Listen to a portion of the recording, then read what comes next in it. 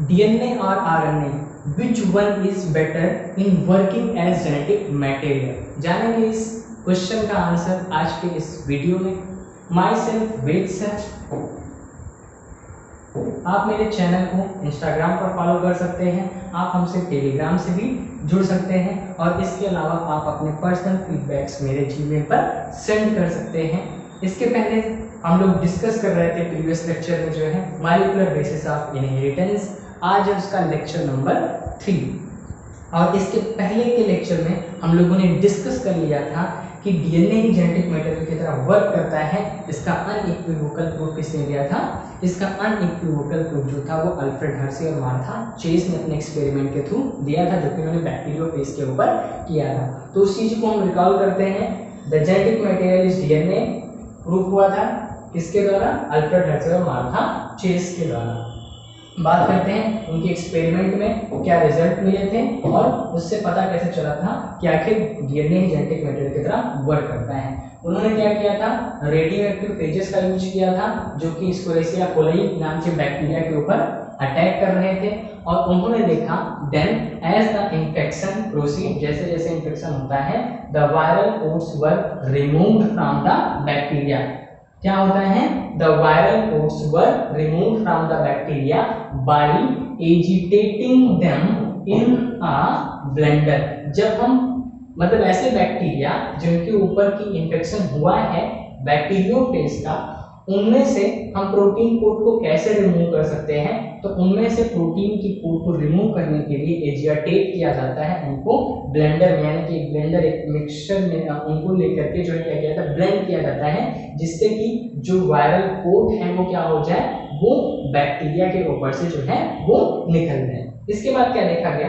देखा ये गया कि bacteria which was infected with virus, यानी कि ऐसे बैक्टीरिया जिनके ऊपर किसने इन्फेक्ट किया था, जिसके ऊपर ऐसे बैक्टीरियोफेज ने इन्फेक्ट किया था जिनका डीएनए कैसा था? रेडियो एक्टिव था, यानी कि उनके डीएनए में रेडियो एक्टिव फास्फोरस प्रेजेंट था। रेडियो एक्टिव फास्फोरस क्या था? प्रेजेंट था।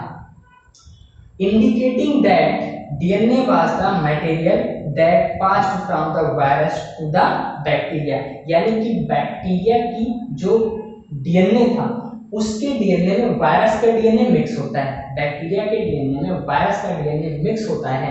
तो बैक्टीरिया का जो डीएनए है उसके अंदर भी रेडियो एक्टिव फास्फोरस प्रेजेंट था, उसका जो जेनेटिक मटेरियल था वो कैसा था? रेडियो एक्टिव डीएनए वाला था। यानी कि इससे कंफर्म हो गया कि क्या चीज ट्रांसफर हुई? ट्रांसफर हुआ था बैक्टीरियोफेज का डीएनए जो कि रेडियो एक्टिव था, और जाकर के वो बैक्टीरिया के साथ में, बैक्टीरिया के डीएनए के साथ में मिक्स हो गया। तो बैक्टीरिया का डीएनए भी कैसा हुआ? बैक्टीरिया का डीएनए भी जो है वो रेडियो एक्टिव निकला। नेक्स्ट इसके बाद हम बात करते हैं bacteria that were infected with virus, जिनके पास की क्या था? रेडियो एक्टिव सल्फर वाली प्रोटीन कोट थी। वो बैक्टीरिया रेडियो एक्टिव नहीं थे, यानी कि जब उनका एजिटेशन करने के बाद, ब्लेंडिंग करने के बाद देखा गया तो उन बैक्टीरिया में, यानी कि जब उनसे प्रोटीन की कोट को निकाल लिया गया और बैक्टीरिया को एनालिसिस किया गया तो ये पता लगा कि ऐसे बैक्टीरिया जिनके ऊपर रेडियो एक्टिव सल्फर वाले बैक्टीरियोफेज ने अटैक किया था, उन बैक्टीरिया के अंदर कोई भी जो है रेडियो एक्टिव सल्फर प्रेजेंट नहीं था। जिससे क्या पता लगता है कि this indicate that protein did not enter the bacteria from the virus, यानी कि वायरस से होकर के कोई भी प्रोटीन बैक्टीरिया के अंदर ट्रांसफर नहीं हुई। इस वजह से कोई भी रेडियो एक्टिव सल्फर जो उस बैक्टीरिया के अंदर हमें नहीं मिला, उस बैक्टीरिया के अंदर नहीं मिला। तो इस तरीके से ये कंफर्म प्रूफ हो गया था कि वायरस की दूसरी जनरेशन जो होगी उसमें रेडियो एक्टिव डीएनए पहुंचता है, और जो जेनेटिक मटेरियल की तरह वर्क करता है वो क्या है? वो डीएनए ही है। जो जेनेटिक मटेरियल था वायरस का वो एक से दूसरे में पहुंच रहा है। नेक्स्ट हम बात करते हैं कि डीएनए या आरएनए, ये दोनों ही न्यूक्लिक एसिड हैं, और इन दोनों में से बेटर तरीके से जेनेटिक मटेरियल की तरह कौन वर्क करता है? क्योंकि कुछ वायरस में आरएनए होता है जो कि जेनेटिक मटेरियल की तरह वर्क करता है। जैसे एग्जांपल की हम बात करते हैं तो टबैको मोज़ेक वायरस, जिसकी डिस्कवरी से ही वायरस की डिस्कवरी हुई थी। तो टबैको मोज़ेक वायरस का जेनेटिक मटेरियल होता है वो क्या होता है? वो होता है आरएनए। लेकिन कुछ एनिमल वायरस ऐसे होते हैं जैसे कि पोलियो का वायरस या फिर बैक्टीरियोफेज की बात करें तो उनका जो जेनेटिक मटेरियल होता है वो होता है डीएनए। अब डीएनए या आरएनए इन दोनों में से बेटर जेनेटिक मटेरियल की तरह एक्ट कौन करता है, इस चीज को हम देखेंगे डीएनए वर्सेस आरएनए में कि डीएनए की लड़ाई और आरएनए की लड़ाई में कौन जीतेगा। तो चलिए देखते हैं सबसे पहले why DNA is the predominant agent predominant genetic material. जो डीएनए है वो प्रीडोमिनेंट जेनेटिक मटेरियल क्यों है, whereas RNA performs dynamic functions. RNA जो होता है वो बहुत तेजी से म्यूटेट हो सकता है, इस वजह से आरएनए डायनेमिक फंक्शन जो है करता है किसकी तरह, मैसेंजर की तरह एंड एडाप्टर की तरह, यानी कि जेनेटिक इंफॉर्मेशन को एक से दूसरे जगह पर पहुंचाने का काम करता है एज अ एडाप्टर। तो ये डायनेमिक, इसका आरएनए का फंक्शन कैसा है, आरएनए का फंक्शन डायनेमिक है, बट डीएनए का फंक्शन कैसा है, स्टैटिक है, वो एक ही जगह रहता है और इंफॉर्मेशन को दूसरे के पास तक भेजने का काम करता है, बट उस इंफॉर्मेशन को आरएनए एक से दूसरे प्लेस पर लेके जाते हैं, इस वजह से आरएनए का जो फंक्शन होता है वो कैसा होता है, डायनेमिक होता है। अब बात करते हैं a molecule that can act as genetic material must fulfil following criteria, यानी कि एक मॉलिक्यूल को जेनेटिक मटेरियल की तरह वर्क करने के लिए इन सारे क्राइटेरिया को फॉलो करना होगा। वो क्राइटेरिया कौन कौन से हैं, तो पहला जो क्राइटेरिया है वो होता है it should be able to generate its replica, यानी कि अगर हमें सेकंड जनरेशन में जरूरत पड़े तो वो अपना रेप्लिका तैयार कर सके, अपना रेप्लिकेशन कर सके, अपने जैसी ही एक कॉपी बना सके। दूसरी चीज क्या है, उसको केमिकली स्टेबल होना चाहिए। अब अगर वो केमिकली स्टेबल नहीं होगा, पता लगा कि एक जनरेशन से दूसरे जनरेशन में पहुंचा और उसने अपने फॉर्म को ही बदल दिया, तो क्या होगा, जो इंफॉर्मेशन उसके पास में है वो भी चेंज हो जाएगा। तो इस वजह से इसको क्या होना चाहिए, इस वजह से इसको जो है स्टेबल होना चाहिए केमिकली रूप से, और उसका स्ट्रक्चर भी स्टेबल होना चाहिए। पता लगे स्ट्रक्चर ही चेंज हो जाएगा तब तो फिर उसका जो उसके पास में इंफॉर्मेशन है वो भी क्या हो जाएगी, चेंज हो जाएगी। थर्ड क्राइटेरिया क्या है, it's to provide the scope for slow changes. Slow changes के लिए इसको स्कोप प्रोवाइड करना चाहिए, मतलब इतना भी स्टेबल नहीं होना चाहिए कि उसमें म्यूटेशन ना हो सके, तो यानी कि इसमें स्लो म्यूटेशन हो सके, इसको ऐसा होना चाहिए। और ये जरूरी क्यों है, ये चेंजेस इसलिए जरूरी है क्योंकि इवोल्यूशन होता रहे। अगर ये चेंजेस नहीं होंगे, ये म्यूटेशन नहीं होंगे, तो कोई भी इवोल्यूशन नहीं होगा। जो स्थिति जैसे है आज एज इट इज, काफी टाइम के बाद भी वो वैसे ही बना रहेगा, परंतु इवोल्यूशन तो बहुत जरूरी है। जो फोर्थ एंड लास्ट जो है क्राइटेरिया है, ग्रुप क्राइटेरिया क्या है कि इसको इतना स्टेबल होना चाहिए और उसको खुद को एक्सप्रेस करना होगा मेंडेलियन कैरेक्टर्स के रूप में, यानी कि मेंडल ने जो अपने एक्सपेरिमेंट किए थे मटर के पौधों के ऊपर, लॉ ऑफ इनहेरिटेंस दिया था, लॉ ऑफ इनहेरिटेंस को जो है उसको क्या करना होगा, एक्सप्रेस करना होगा इसके रूप में, मेंडेलियन कैरेक्टर्स के रूप में इस मॉलिक्यूल को खुद को एक्सप्रेस करना होगा।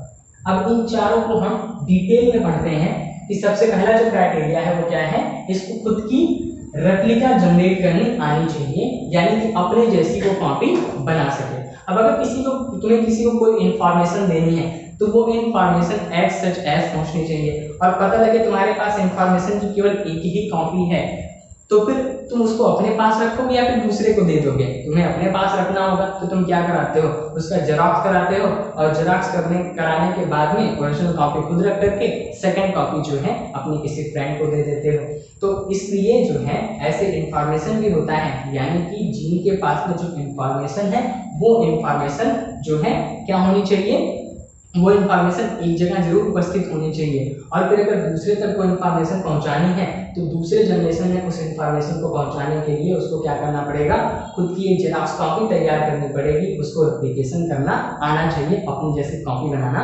आना चाहिए, तभी वो दूसरी जनरेशन में उस इंफॉर्मेशन को क्या कर पाएगा, ट्रांसफर कर पाएगा। तो पहला क्राइटेरिया क्यों जरूरी है आप लोगों को समझ में आ गया होगा, तो इसको और डिटेल में पढ़ते हैं।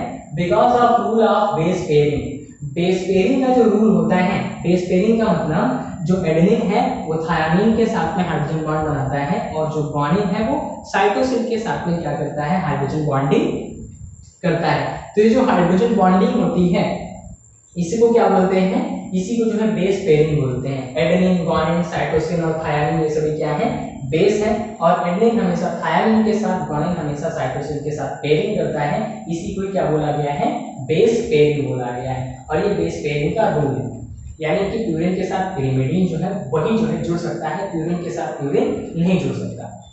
तो because of rule of base pairing and complementary, complementary का मतलब ए के साथ केवल एडेनिन के साथ केवल थायमिन जुड़ेगा, ग्वानिन के साथ हमेशा साइटोसिन जुड़ेगा, तो इसको कॉम्प्लीमेंट्री रूल भी बोलते हैं। बोथ द न्यूक्लिक एसिड, चाहे वो डीएनए हो चाहे वो आरएनए हो, इन दोनों में ही बेस पेयरिंग होती है। Have the ability to direct their duplicates, यानी कि इन सभी में जो इंफॉर्मेशन होती है वो ATGC के इसी क्रम के रूप में होती है। और चूंकि ये बेस पेयरिंग कर सकते हैं, अगर तुम्हारे पास में एक कोई फर्मा है और तुमको उसके जैसा कोई दूसरी कॉपी तैयार करनी है, तो तुम उस फर्मा की सहायता से दूसरी कॉपी तैयार कर सकते हो। तो चूंकि इनके पास में बेस पेयरिंग है, यानी कि एक फर्मा इनके पास पहले से ही है और उसमें केवल दूसरा ही फिट बैठेगा, एक फर्मा के अंदर कोई दूसरा ही फिट बैठ सकता है। जैसे मान लो किस तरीके का कोई फर्मा है, अब उसके अंदर में केवल यही वाला फिट बैठ सकता है। तो यही बिल्कुल बेस पेयरिंग की तरह है। बेस पेयरिंग में एक के साथ केवल एक ही सेट हो सकता है। उस तरीके से जो है ये भी अपना वर्क करता है और अपने जैसी एग्जैक्ट कॉपी तैयार कर सकता है। किसके थ्रू, बेस पेयरिंग के वजह से अपने जैसी ही एग्जैक्ट वो कॉपी तैयार कर सकता है। बात करते हैं the other molecules in the living system. अगर हम किसी लिविंग सिस्टम की बात करें, उसमें जो अदर मॉलिक्यूल होते हैं जैसे कि प्रोटीन, तो प्रोटीन इस क्राइटेरिया को फुलफिल नहीं करते हैं। इस वजह से जो है प्रोटीन को हम एज ए जेनेटिक मटेरियल की तरह वर्क करता हुआ नहीं मान सकते। तो प्रोटीन एक जेनेटिक मटेरियल की तरह वर्क नहीं करता। यहाँ पर भी दिखाया गया है, यहाँ पर ये दिखाया गया है कि डीएनए की ये जो स्ट्रैंड है इसके ऊपर बेस पेयरिंग के द्वारा क्या बना है, एक दूसरा नया स्ट्रैंड बना है और जिसके ऊपर बेस का जो क्रम है वो बिल्कुल इस स्ट्रैंड की तरह ही होगा। नेक्स्ट देखते हैं हम लोग दूसरे क्राइटेरिया को। दूसरा क्राइटेरिया क्या था, ये केमिकली और स्ट्रक्चरली क्या होना चाहिए, स्टेबल होना चाहिए, यानी कि ये किसी के साथ रिएक्ट ना करे। अगर ये किसी के साथ रिएक्ट कर जाएगा तो ये चेंज हो जाएगा, इसलिए इसको क्या होना चाहिए, केमिकली एंड स्ट्रक्चरली जो है वो स्टेबल होना चाहिए। आरएनए तो कहीं से भी फोल्ड हो सकता है, बट अगर हम डीएनए की बात करें तो डीएनए में तो एंटी पैरेलल स्ट्रैंड होते हैं, दो स्ट्रैंड एक दूसरे के समांतर होते हैं, बट जो उनकी पोलैरिटी होती है, पोलैरिटी क्या होती है, एक की पोलैरिटी अगर इस डायरेक्शन में है तो दूसरे की पोलैरिटी इस डायरेक्शन में होगी। तो डीएनए के दोनों ही स्ट्रैंड एंटी पैरेलल होते हैं और इनके बीच में हमेशा डिस्टेंस क्या होती है, इक्वल होती है। इसके वजह से डीएनए का एक निश्चित शेप बनता है, एक हेलिक्स का शेप बनता है। तो डीएनए स्ट्रक्चरली थोड़ा सा स्टेबल हो जाता है। बात करते हैं डिटेल में, genetic material should be stable. Genetic material को इतना स्टेबल होना चाहिए, enough not to change with different stages of life cycle, यानी कि लाइफ साइकिल के किसी भी स्टेज में उसमें इतना डिफरेंस नहीं आना चाहिए जिससे कि वो उस एनिमल या ऑर्गेनिज्म की फिजियोलॉजी को बदल दे, क्योंकि अगर चेंज आएगा तो उस एनिमल की फिजियोलॉजी चेंज हो जाएगी। तो अगर फिजियोलॉजी ना चेंज हो उस वजह से इसको जो है क्या होना चाहिए, इसको जो है स्टेबल होना चाहिए। दूसरी बात करते हैं हम, stability as one of the properties of genetic material was very evident in Griffith's transforming principle. Griffith के ट्रांसफॉर्मिंग प्रिंसिपल में ये देखा गया था कि उसकी स्टेबिलिटी को, हम लोगों ने ये देखा था ग्रिफिथ के एक्सपेरिमेंट में कि जो कि एस स्ट्रेन बैक्टीरिया थे, कौन से बैक्टीरिया, निमोनोकोकस बैक्टीरिया, जो कि एस स्ट्रेन वाले थे, स्मूथ स्ट्रेन वाले थे, जब इनको हीट किल्ड किया गया तो हीट किल्ड करने के बाद में भी इनका जो जेनेटिक मटेरियल था, जो डीएनए था, वो स्टेबल था। स्टेबल होने की वजह से ही वो वर्क करने लायक था। और जब हम एस स्ट्रेन बैक्टीरिया के डीएनए को यूज कर रहे थे आर स्ट्रेन बैक्टीरिया के साथ में, तो उसके साथ में वो क्या हो जा रहा था, मिक्स हो करके, और उसको जो है आर स्ट्रेन से किस में कन्वर्ट कर दे रहा था, आर स्ट्रेन से उसको एस स्ट्रेन से आर स्ट्रेन में कन्वर्ट कर दे रहा था। यानी कि हीट करने के बाद भी ये इतना स्टेबल था कि ये जो है जो इंफॉर्मेशन ये कैरी करता था कि बैक्टीरिया के चारों तरफ हमको पॉलीसेकेराइड की कोट बनानी है, उस इंफॉर्मेशन को वो दूसरे तक तभी पहुंचा रहा था हीट किल्ड होने के बाद भी ये इतना स्टेबल था, इसका जेनेटिक मटेरियल डीएनए इतना स्टेबल था। तो डीएनए स्टेबल था, ये ग्रिफिथ के एक्सपेरिमेंट से प्रूफ हो गया था। चलिए नेक्स्ट बात करते हैं, this now can easily be explained in light of DNA that the two strand being complementary, दोनों स्ट्रैंड एक दूसरे के कॉम्प्लीमेंट्री है, ए के सामने हमेशा टी आएगा, जी के सामने हमेशा क्या आएगा, सी आएगा, तो दोनों एक दूसरे से कॉम्प्लीमेंट्री होते हैं। और जब इनको सेपरेट किया जाता है हीट के द्वारा, हीटिंग पे क्या होगा, हीट देने पर बॉन्ड टूट जाते हैं, यानी कि जो हाइड्रोजन बॉन्ड ए और टी के बीच में थे वो हाइड्रोजन बॉन्ड क्या होते हैं, ये जो हाइड्रोजन बॉन्ड है ए और टी के बीच में, ये हाइड्रोजन बॉन्ड टूट जाता है, बट वापस से जब ठंडे होते हैं ये, तो फिर से ये कॉइलिंग कर देते हैं, क्योंकि इसके बेस पेयरिंग ए की बेस पेयरिंग टी के साथ में होती है, तो वापस से क्या हो जाते हैं, वापस से जो ये जुड़ जाते हैं। तो हीटिंग, जब इनको सेपरेट किया जाता है हीटिंग के द्वारा, तो एप्रोप्रिएट कंडीशंस मिलने पर ये वापस से क्या हो जाते हैं, जुड़ जाते हैं। इसके बाद नेक्स्ट बात करते हैं, ये केमिकली कैसे स्टेबल है।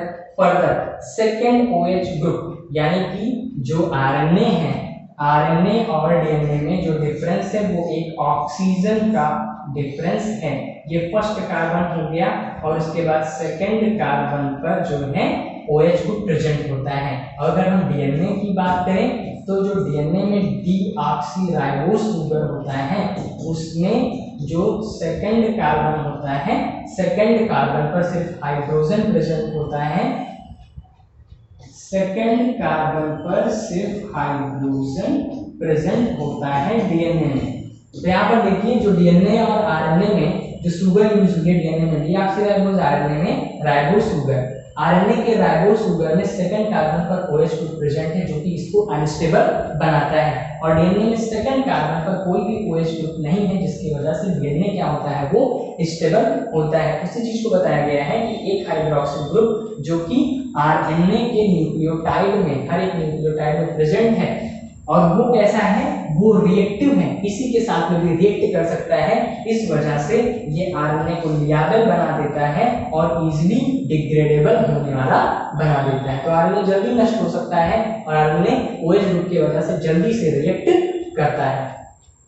नेक्स्ट बात करते हैं, DNA chemically is less reactive, DNA chemically less reactive है एंड स्ट्रक्चरली मोर स्टेबल है, क्योंकि दोनों एंटी पैरेलल स्ट्रैंड बनाते हैं, इस वजह से ज्यादा स्टेबल स्ट्रक्चर है इसका व्हेन कंपेयर टू आरएनए। तो डीएनए का जो स्ट्रक्चर है और रिएक्टिविटी है वो आरएनए के कंपैरिजन में काफी कम है, इस वजह से अगर हम दोनों का कंपैरिजन करता है तो डीएनए जो होता है वो एक बेटर जेनेटिक मटेरियल की तरह एक्ट करता है। इसके बाद नेक्स्ट क्राइटेरिया की हम लोग बात करते हैं, तो नेक्स्ट क्राइटेरिया क्या है, इसमें स्कोप होना चाहिए म्यूटेशन के लिए, और म्यूटेशन जरूरी है किसके लिए, म्यूटेशन जो है वो काफी ज्यादा जरूरी होते हैं इवोल्यूशन के लिए, क्योंकि अगर म्यूटेशन नहीं होगा, जेनेटिक मटेरियल में थोड़ा सा चेंज नहीं आएगा, तो इवोल्यूशन हो ही नहीं सकता, कोई ऐसी इंफॉर्मेशन उस स्पीसीज में आ ही नहीं सकती नेक्स्ट जनरेशन में जिसके वजह से उसका इवोल्यूशन हो सके। तो म्यूटेशन जरूरी है इवोल्यूशन के लिए, और जेनेटिक मटेरियल होने के लिए उसके पास में म्यूटेशन का भी स्कोप होना चाहिए ताकि वो इवोल्यूशन को करा सके। तो हम बात करते हैं अब, it should provide the scope for slow changes जिसको कि म्यूटेशन बोलते हैं। म्यूटेशन है क्या, म्यूटेशन होता है सडन चेंज इन डीएनए में सडनली होने वाला, यानी कि उसके बेसिस का जो क्रम है वो बदल जाए, या कोई नया बेस ऐड हो जाए, या कोई बेस डिलीट हो जाए, इस तरीके का कोई भी अगर चेंज आता है तो उसी को हम बोलते हैं म्यूटेशन। अगर ये चेंज होता है इसी को बोलते हैं म्यूटेशन। तो उसमें म्यूटेशन होना चाहिए, स्लो म्यूटेशन होना चाहिए, वो किसके लिए जरूरी है, रिक्वायर्ड फॉर इवोल्यूशन के लिए म्यूटेशन जरूरी है। और डीएनए एंड आरएनए दोनों ही म्यूटेट होने की कंडीशन रखते हैं, यानी कि दोनों में ही बेसिस के क्रम बदल सकते हैं, घट सकते हैं, बढ़ सकते हैं, इस वजह से दोनों में म्यूटेशन क्या है, पॉसिबल है। नेक्स्ट बात करते हैं, RNA being unstable, RNA DNA से कम स्टेबल है, ये हम लोगों ने अभी इसके पहले वाले क्राइटेरिया में समझ लिया था। तो RNA being unstable mutate at a faster rate, RNA DNA से काफी फास्ट रेट में जो है क्या होता है, म्यूटेट होता है। Consequently virus having RNA genome and having shorter life span mutate and evolve faster. अब इस लाइन को समझने के लिए आप कोरोना का एग्जांपल ले लीजिए। कोरोना की काफी सारी स्पीसीज हैं, कोरोना जो है उसकी काफी सारी स्पीसीज हैं, अल्फा, गामा, डेल्टा, बीटा करके कई सारी इसकी स्पीसीज हैं। तो अगर हम कोरोना की बात करें तो कोरोना का जेनेटिक मटेरियल क्या है, कोरोना का जो जेनेटिक मटेरियल है वो भी आरएनए है। अब ये इतनी खतरनाक जो है पैंडेमिक क्यों बना हुआ है, वो इसलिए बना हुआ है क्योंकि इसका जो जेनेटिक मटेरियल है वो आरएनए है।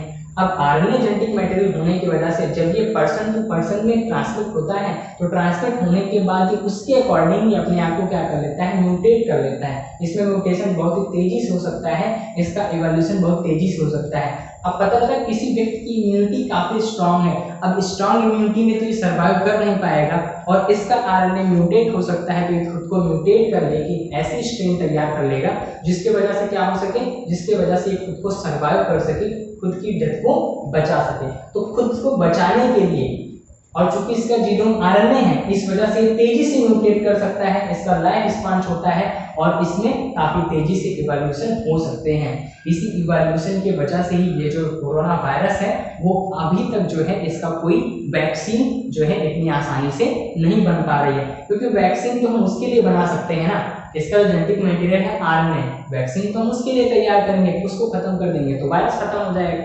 बट क्यों नहीं बन पा रहा, हम जो सोच करके, जो जेनेटिक मटेरियल सोच करके हम वैक्सीन को तैयार करते हैं वो उसके पहले ही ये इतनी तेजी से म्यूटेट हो जाता है कि अपने आप को ये चेंज कर लेता है। और अगर हम मारने चल रहे हैं किसी और को, वो बन जा रहा है कोई और, तो हमको ढूंढने में परेशानी होगी, उस वैक्सीन को जो है वर्क करने में परेशानी होगी। इस वजह से वैक्सीन जो है इतनी जल्दी जो है इसके ऊपर सफल नहीं हो पाए हैं और अभी भी लंबा टाइम लग रहा है वैक्सीन को बनाने में। तो आरएनए बहुत ही फास्टर रेट से म्यूटेट करता है, इसका लाइफ स्पान छोटा होता है और ये जल्दी से इवोल्यूशन कर सकता है, इवॉल्व फास्टर होता है। म्यूटेशन है क्या, इस चीज को समझते हैं इस डायग्राम के थ्रू। यहाँ पर देखिए जो एक कॉपी है डीएनए की, उसमें ए के साथ में किसने बॉन्ड बनाया हुआ है, ए के साथ में जो है एडेनिन के साथ में थायमिन ने बॉन्ड बनाया हुआ है। बट यहाँ पर क्या हुआ, इस वाले में जो है आ गया चेंज, यहाँ पर ए और टी की जगह सिंगल न्यूक्लियोटाइड जो पेयर था, सिंगल न्यूक्लियोटाइड, इसी को एसएनपी बोलते हैं, सिंगल न्यूक्लियोटाइड जो पेयर था वो एसएनपी यहाँ से एटी हट गया और एटी हटने के बाद में जी और सी आ गया। अब यहाँ पर ये जो चेंज आया है एक बेस पेयर का, वो बेस पेयर का चेंज क्या है, वही बेस पेयर का चेंज कहलाता है म्यूटेशन। और अब इसके पास में जेनेटिक इंफॉर्मेशन जो ये कैरी करता है, यानी कि जिस टाइप की प्रोटीन को बना करके खुद को ये पहले एक्सप्रेस करता था, अब ये जो बेस पेयर के चेंज होने की वजह से अब एक डिफरेंट टाइप की प्रोटीन बनेगी और इसी की वजह से ही इवोल्यूशन जो है वो संभव हो पाएगा। तो म्यूटेशन क्या होता है आप लोगों को इस डायग्राम के थ्रू जो है समझ में आ गया होगा। तो बात करते हैं हम लास्ट क्राइटेरिया की। जो लास्ट क्राइटेरिया है वो है मेंडेलियन कैरेक्टर्स के रूप में खुद को एक्सप्रेस करना। इसमें क्या होना है, RNA can directly code for the synthesis of protein. DNA से क्या बनता है, डीएनए से बनता है पहले आरएनए, किसके थ्रू, ट्रांसक्रिप्शन के थ्रू, और आरएनए से क्या बनता है, आरएनए से बनता है प्रोटीन। तो अगर हम देखें आरएनए से डायरेक्टली प्रोटीन बन जाती है, आरएनए डायरेक्टली कोड करता है प्रोटीन को, hence can easily express the characters, यानी कि आरएनए बहुत तेजी से कैरेक्टर्स को दिखा सकता है। ये मतलब कोई भी जेनेटिक मटेरियल अपने आप को कैसे शो करता है, अपने आप को कैसे एक्सप्रेस करता है, तो अपने आप को प्रोटीन बना करके जो है वो क्या करता है, एक्सप्रेस करता है। एक सेल जो जाइगोट के फॉर्म में थी उससे डिफरेंट ऑर्गन बनते हैं, डिफरेंट टिश्यूज बनते हैं, वो भी लाइफ के अलग अलग स्टेजेस में बनते हैं। तो वो कैसे संभव हो पाए, अब पूरा का पूरा जो 2.2 मीटर लंबा हम लोग का डीएनए होता है, उसमें जो है सारे ऑर्गन, सारे प्रकार की सेल को बनाने के लिए जिन प्रोटीन की रिक्वायरमेंट होती है, उन प्रोटीन की जो इंफॉर्मेशन है वो डीएनए के अंदर प्रेजेंट है। बट एक स्टेज पर केवल एक ही जीन एक्सप्रेस हो पाएगी, केवल एक ही प्रोटीन बनती है। इस वजह से जो है ये कॉम्प्लेक्स सीरीज के रूप में जो है ह्यूमन बॉडी डेवलप होती है, और डिफरेंट स्टेजेस पर डिफरेंट जीन के एक्सप्रेस होने की वजह से डिफरेंट टाइप के टिश्यूज और ऑर्गन बन पाते हैं जो कि प्रॉपरली वर्क करते हैं। आप लोगों को ये चीज समझ में आ गई होगी। तो यहाँ पर क्या है, यहाँ पर जो आरएनए है वो डायरेक्टली प्रोटीन को कोड कर रहा है, इस वजह से ये इजीली कैरेक्टर्स को एक्सप्रेस करता है। डीएनए कैसे एक्सप्रेस करेगा खुद को, डीएनए पहले आरएनए बनाएगा, वो आरएनए मैसेंजर की तरह वर्क करेंगे और वो प्रोटीन को बनाएंगे। तो यहाँ पर एक लंबा प्रोसेस है, उससे छोटा प्रोसेस इसका है आरएनए का। DNA however is dependent on RNA. DNA को खुद आरएनए के भरोसे रहना पड़ता है, किसके सिंथेसिस के लिए, प्रोटीन के सिंथेसिस के लिए। The protein synthesising machinery has involved around RNA. जो प्रोटीन बनाने की मशीनरी होती है, प्रोटीन बनाने की जो मशीनरी होती है, ये आरएनए के इर्द गिर्द ही घूमती है। आरएनए जो 3 टाइप के आरएनए होते हैं, वही जो होते हैं क्या करते हैं, प्रोटीन का फॉर्मेशन करते हैं, प्रोटीन को सिंथेसाइज करते हैं। The above discussion indicate that the both RNA and DNA can function as genetic material. यानी कि इस बेसिस पर अगर हम देखें तो डीएनए और आरएनए दोनों ही किसकी तरह वर्क करते हैं, ये दोनों ही जो है जेनेटिक मटेरियल की तरह वर्क करते हैं। बट डीएनए जो है वो मोर स्टेबल होने की वजह से, और किस डीएनए जो होता है वो मोर स्टेबल होने की वजह से प्रिफर किया जाता है storage of genetic material, genetic information के लिए। यानी कि जेनेटिक इंफॉर्मेशन जो है वो सेफ हाथों में होती है, डीएनए के पास में होती है, क्योंकि ये केमिकली स्ट्रक्चरली कैसा है, स्टेबल है, और एक्सप्रेस को बिना बदले एक जनरेशन से दूसरे जनरेशन में पहुंचा सकता है। बट आरएनए तो तेजी से म्यूटेट भी हो सकता है, इस वजह से इंफॉर्मेशन को कैरी करने का काम जो है वो डीएनए का होता है, ना कि आरएनए का होता है। For the transmission of genetic information, अगर इंफॉर्मेशन को ट्रांसमिशन करना, उसको ट्रांसमिट करना हो तो आरएनए जो है वो बेटर होता है। तो जो वायरसेस होते हैं उनका जेनेटिक मटेरियल डीएनए भी है और उनका जेनेटिक मटेरियल आरएनए भी है। ये सभी कैसे अपने आप को एक्सप्रेस करेंगे, ये सभी अपने आप को जो है प्रोटीन बना करके एक्सप्रेस करेंगे, फिर वो चाहे डीएनए हो, फिर वो चाहे आरएनए हो। बट जो वायरस होते हैं जिनका जेनेटिक मटेरियल आरएनए होता है, वो आरएनए सबसे पहले रिवर्स ट्रांसक्रिप्टेज से क्या बनाता है, वो रिवर्स ट्रांसक्रिप्टेज से बनाता है सी टाइप का डीएनए। अब ये इंफॉर्मेशन को क्या करेगा, स्टोर करने का काम करेगा, सी डीएनए से वापस से जो है आरएनए बनेगा, और तब जाकर के प्रोटीन बनेगी। ये जो है सेंट्रल डोग्मा का रिवर्स होता है, और ये जो है क्या है, ये जो है सेंट्रल डोग्मा है, जिसको कि किसने दिया था, क्रिक नाम के साइंटिस्ट ने दिया था। तो आज के लेक्चर में हम लोगों ने जाना कि डीएनए और आरएनए में से डीएनए बेटर जेनेटिक मटेरियल की तरह वर्क कर सकता है, और आगे के लेक्चर में जो है हम लोग डीएनए और आरएनए के स्ट्रक्चर के बारे में पढ़ेंगे। तब तक के लिए जो है आप लोग क्या करेंगे, इस जितनी भी चीजें आपको पढ़ाई गई हैं इन सारी चीजों को रिकॉल करिए। मिलते हैं हम लोग नेक्स्ट वीडियो में। आप लोग वीडियो को जो है इसी तरह से शेयर करते रहिए।